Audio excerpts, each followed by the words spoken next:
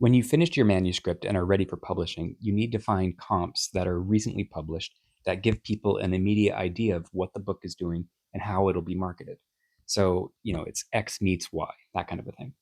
But they have to be recent. You can't just say Where We've Made It Dark gets to the same radical space as The Road and Telltale's Walking Dead and The Last of Us, but pushes it further because The Road is too old and the other two are video games, even though The Last of Us luckily is now popular with the show.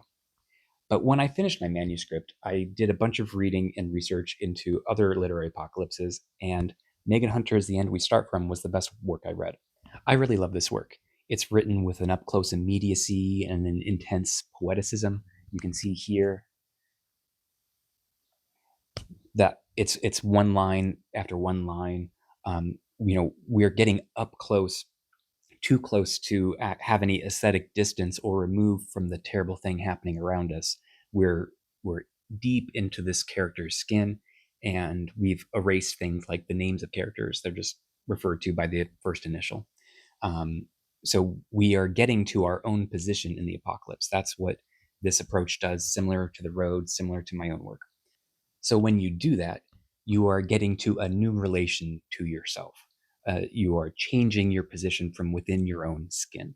So that's the real philosophical value to apocalyptic fiction. That's what makes it have such a great import. So in The Road, we have the up close love of the father for his son. Here we have a woman who has just given birth to an infant, and that's what people give birth to. And the world ends with a flood, and she is persisting with this infant so close to her the whole time and living through.